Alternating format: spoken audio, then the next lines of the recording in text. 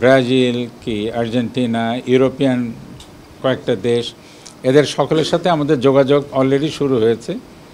এ বিষয়ে আমাদের সংশ্লিষ্ট সহকর্মীরা কাজ করছেন এবং আপনারা শীঘ্রই দেখবেন যে ব্রাজিল কিংবা আর্জেন্টিনা বা ইউরোপিয়ান টিমের হয়তো তাদের কোনো ক্লাব টিম বা কেউ এই এক্সচেঞ্জটা আপনারা 2026-এ দেখবেন অনেক বেশি হচ্ছে। এটার প্রস্তুতি শুরু হয়েছে, যোগাযোগ হচ্ছে এবং এটার 26-এ আপনারা এটার রিফ্লেকশনটা দেখতে পারবেন। আমাদের এই এজ গ্রুপ টিমগুলোর জন্যে 2025 আল্লাহর রহমতে খুব একটা ভালো বছর আমরা পার করেছি। তবে এটা প্রস্তুতির বছর। আগামীতে আশা করি আমরা 26, 27, 28-এ আপনাদেরকে আরও অনেক ভালো, আমাদের ছেলেরা আরও অনেক ভালো কিছু উপহার দিতে পারবে। হোস্ট বিষয়ে আমরা প্রত্যাশা আছে, আমাদের ইচ্ছা আছে, তবে এ ব্যাপারে এক্সিকিউটিভ কমিটি সিদ্ধান্ত নেবে।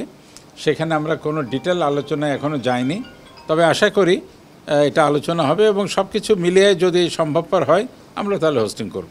আগাবে, স্পোর্টস আগাবে, আপনারা নিশ্চিন্তে থাকেন। আপনারা শুধু আমাদের প্রচারণা করেন আর উৎসাহিত করেন, আর দর্শকদের মাঠে আসতে বলেন শুধু। আমরা আন্ডার-19 সাব খেলেছি, সেখানে আমাদের অনেক অপরচুনিটি তৈরি হয়েছে, বাট আমাদের স্কোরিং লেভেলটা একটু সমস্যা ছিল।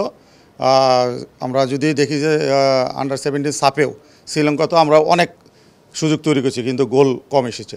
তো আমরা শামসুল হুদা একাডেমিতে যাওয়ার আগে আমরা 7 সপ্তাহ সময় পেয়েছি, ফিনিশিং নিয়ে আমরা প্রচুর কাজ করেছি। তো এখানে যদি আমরা দেখি যে এই জিনিসটা আপনার আমাদের ছেলেরা মানে খুবই ভালো ভালো গোল করেছে, আমি মনে করি যে এটাই প্রভাব এখানে পড়েছে। 4 মাস ট্রেনিং করাতে কিন্তু আমরা বাহরাইনের মতো শক্তিশালী টিমকে বাংলাদেশের ফুটবলের প্রথম আমরা ওদেরকে হারাতে সক্ষম হয়েছি। তো আমি মনে করি যে নাসের শাহরিয়ার জাহিদি স্যার যেটা বললেন একটুকে, যে আমাদেরকে নিয়ে অনেক দীর্ঘ পরিকল্পনা ওনাদের রয়েছে, যে আমাদেরকে দিয়ে অনেক দিন ক্যাম্প করাবে বা একসাথে আমাদেরকে রাখবে, যেন আমরাই 4-5 বছর পরে ন্যাশনাল টিমকে সাপোর্ট করতে পারি।